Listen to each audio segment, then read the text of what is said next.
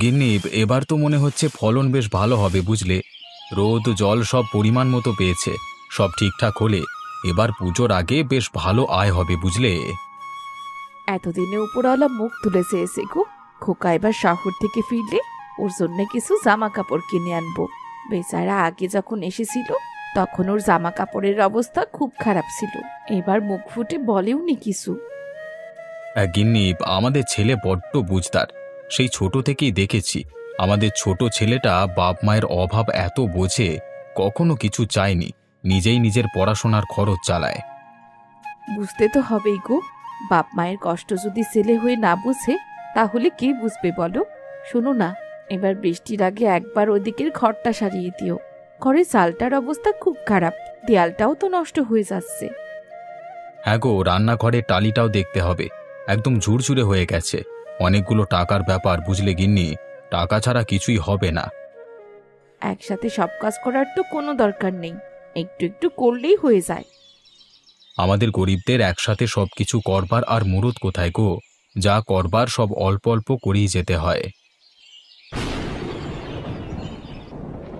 এ কি, আকাশ তো কালো হয়ে গেল, বৃষ্টি আসবে তো মনে হচ্ছে। সেটাই তো দেখছি, এই সময় বৃষ্টি এলে তো তা বড় ভালো ব্যাপার হবে না গো। ফসলগুলোতে পাক ধরেছে সবে, এখন ওতে জল পড়লে তো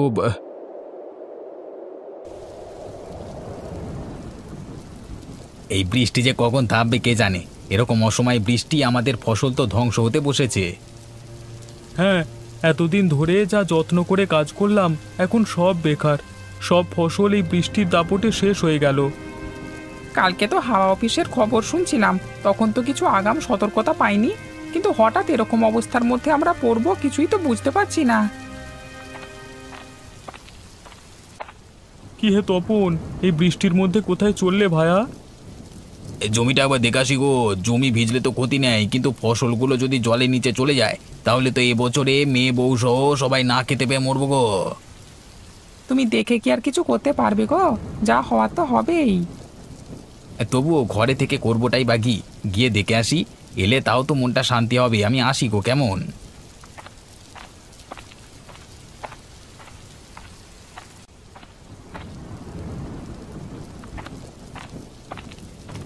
এভাবে ঝড়ো হাওয়ায় দাঁড়িয়ে থেকো না গো, শরীর খারাপ করবে তো। আর শরীর আবার সর্বনাশ হলো গো গিন্নি, ফসলগুলো আবার সব গেল। এইবারটা ভেবেছিলাম অন্তত সব ঠিক হয়ে থাকবে, কিন্তু না, আমাদের ভাগ্যটা সত্যিই খুব খারাপ। প্রকৃতির ওপর কি আমাদের কোনো হাত আছে বলো? তার মর্জিতে সে চলে। আমরা নিতান্তই অসহায়, কি করব বলো? সত্যি তো, আমাদের হাতে ওসব কিচ্ছু নেই। কিন্তু এরকম খামখেয়ালি ব্যাপার তো আগে দেখিনি গো, এই বছরই এমন হতে হলো। কি করবে বলো? তুমি এখন এইসব নিয়ে মন খারাপ করলে তো চলবে না। তুমি বরং বসো, আমি তোমার জন্য একটু চা করে আনি। না না থাক, এখন আর ওসব ইচ্ছে করছে না। আমি বরং গিয়ে একবার জমি থেকে ঘুরে আসি, ওটা দরকার তো আগে। তোমার কি মাথা খারাপ হলো নাকি? এই ঝড় জলে ভিজে শরীরটা অসুস্থ বানাতে চাও? জল কমুক, তারপর না হয় যেও। এই জলে বেরিও না, জ্বরজারি বাঁধালে সে আবার আরেক কেলেঙ্কারি ব্যাপার। যেটা বোঝো না সেটা নিয়ে কথা বলো না। জ্বর হলে সেটা ওষুধে সেরে যাবে, কিন্তু এভাবে ঘরে বসে বসে না না, আমি যাব। ওগো, আমার কথা তো একটু শোনো। এরকম ছেলে মানুষই করো না। কেমন ধারা বাস পড়ছে দেখো। এই দুর্যোগে তুমি আর আমার চিন্তা বাড়িও না তো। ওদিকে খোকাও নাকি আসছে, এমনিতেই ওকে নিয়ে চিন্তা হচ্ছে। এই ঝড় জলের মধ্যে ও আসবে কিভাবে কে জানে। তার উপর তুমি আবার এসব করো না। অত চিন্তা বাপু আমি সইতে পারবো না। আরে, এরকম বৃষ্টি অনেক বছর পর দেখলাম। এমন বৃষ্টি হলে তো আমাদের পুরো গ্রামের ফসলের 12টা বাজবে। সেই কথাই তো ভাবছি, এতদিন ধরে দিন রাত খেটে কাজ করছি, এখন সব জলে যাবে। ছেলেপুলে খাবে কি বলো তো? শুধু আমাদের গ্রামের কথাই বলছো? পাশের গ্রামেরও তো একই দশা, তারা তো আমাদের থেকেও খারাপ অবস্থায় আছে। 2 দিন হয়ে গেল টানা বৃষ্টি পড়ছে। কৃষকের কপালে কেন এমন দুর্ভোগ থাকে বলো তো? রোদে ঘামে পুড়ে পরিশ্রম করি, আর ফলনটুকু পেতে গেলেই প্রকৃতি ধোঁকা দেয়। এই ধরনের প্রাকৃতিক দুর্যোগে কি করা যায় বলো তো? তুমি তো জানো, এত কিছু করে ফসল পাকবার পর যদি এমন বৃষ্টি নেমে আসে, আমাদের তো গরিবের কিছুই করবার নেই। কিন্তু গ্রামের মোড়লকে দেখে মনে হলো তিনি কিছু একটা ভাবছেন। গতকাল ওনার সাথে কথা হচ্ছিল, তিনি বলছিলেন একটা উপায় আছে। কি বললেন উনি, কি উপায়? ঠিক জানি না, তবে শুনলাম সবাইকে একসাথে ডাকবে একবার, কিছু বলবেন হয়তো। সত্যি? তাহলে উনি হয়তো আমাদের পথ দেখাতে পারবেন। দেখা যাক, যদি কিছু করা যায় তো ভালোই হবে। আরে সামনে চড়িমাতি বাজারের পল্লী বাজার, নামুন, সামনে স্টপে, কাদামাখা রাস্তা, সাবধানে যাবেন। আহা, শহর থেকে ফিরে ভাবলাম একটু শান্তিতে বাড়ি পৌঁছাবো, কিন্তু এই যে বৃষ্টি, বাবা মার যে কি অবস্থা হবে এখন, সবাই খুব চিন্তা করছে হয়তো আমার জন্য। ওরে বাবা, ছাতা নিয়েও মনে হয় আজকে আর ভিজে যাওয়া থেকে বাঁচতে পারবে না ভাই, সাবধানে নেমো। হ্যাঁ দাদা, এরকম বৃষ্টিতে আর কি বা করতে পারবো, দেখি কতটা কি বাঁচিয়ে চলতে পারি। গ্রামের রাস্তা, নেমে সাবধানে পা পেলো। এই কাদা জমির ওপর দিয়ে হাঁটা বড্ড কঠিন, পিছলে পড়লি কাদে স্নান করে যাবে।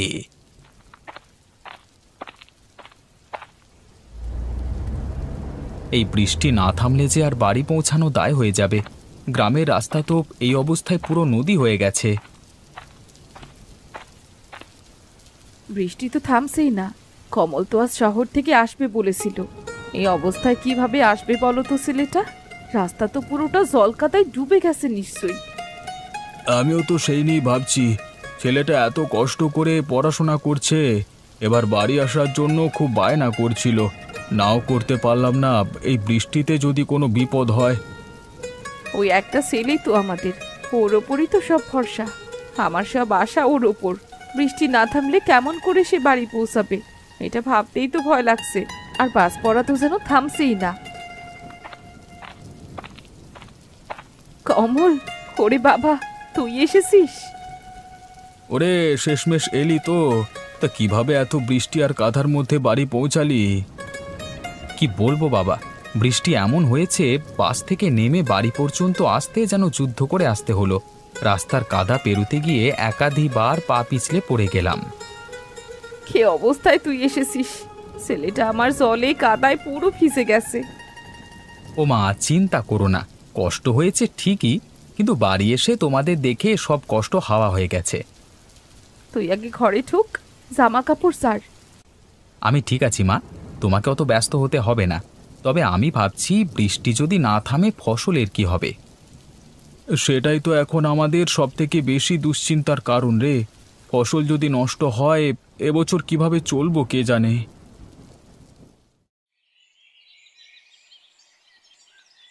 মোড়ল মশাই, আপনাকে বিরক্ত করতে এলাম।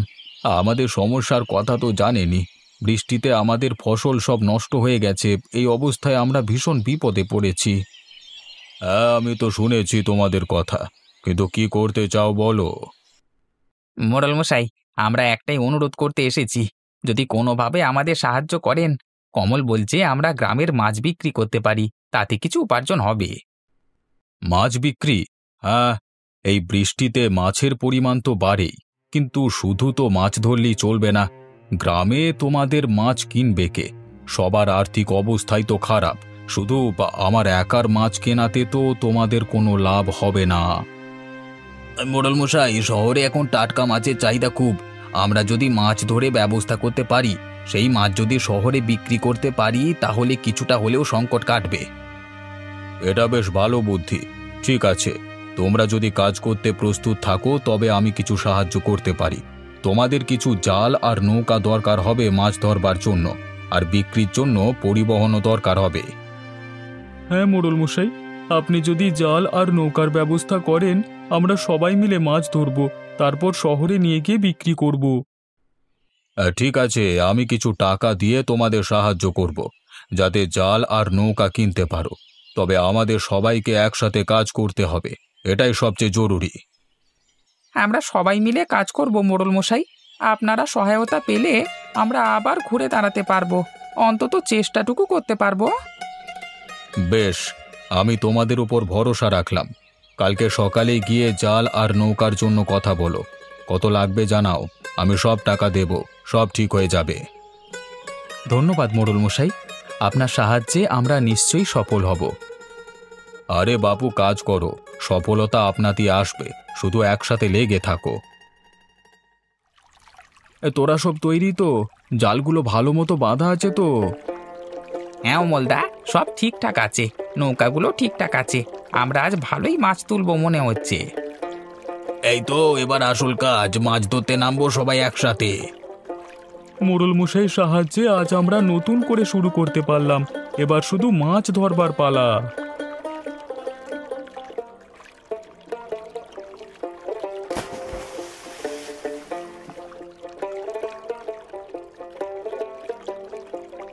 দেখো কত মাছ উঠেছে, এত বড় বড় মাছ।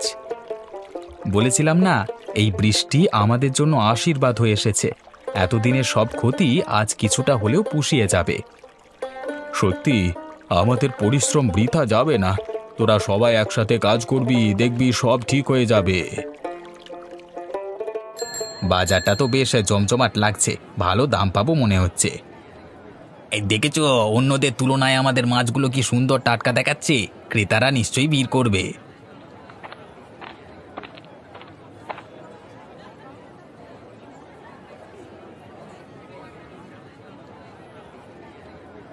আজ তো বেশ ভালোই দাম পেলাম। এত মাছ বিক্রি হবে সত্যি ভাবতে পারিনি।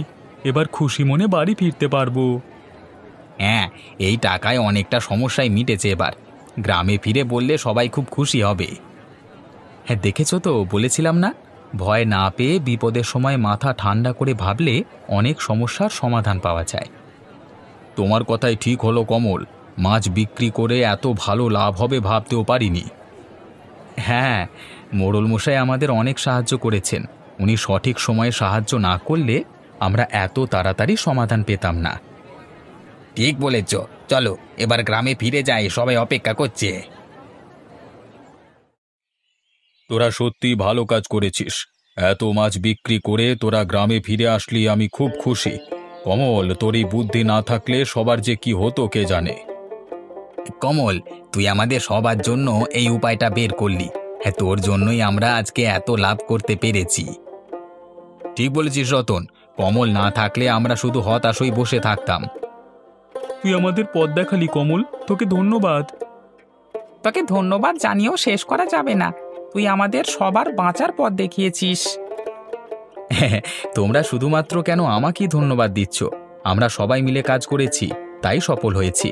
আর মোড়ল মশাই ঠিক সময় আমাদের যদি সাহায্য না করতেন তাহলে এসব সম্ভব হতো না। একতা আছে বলেই তোরা আজকে এত ভালোভাবে ফিরে আসতে পারলি। আর এখন বৃষ্টিও থেমে গেছে, চাইলে তোরা জমির কাজ আবার শুরু করতে পারিস।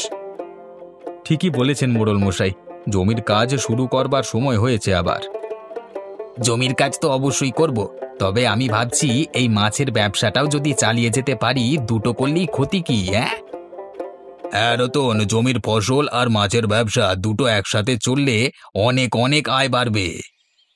আমি নিজে এতক্ষণ ধরে এটাই ভাবছিলাম। দুটো একসাথে চালালে আমাদের সকলের জীবন অনেক সচ্ছল হবে। দরকারে আমরা একে অপরকে সাহায্যও করতে পারবো। জমির কাজ আর মাছের ব্যবসা দুটোই চালাতে হবে, এতে সবার উপকার হবে। তোদের এই ভাবনা খুব ভালো। জমি আর মাছ দুটোই দেখলে তোদের আর অভাব থাকবে না। তোরা সবাই মিলে কাজ করিস, আমি সব সময় তোদের পাশে আছি।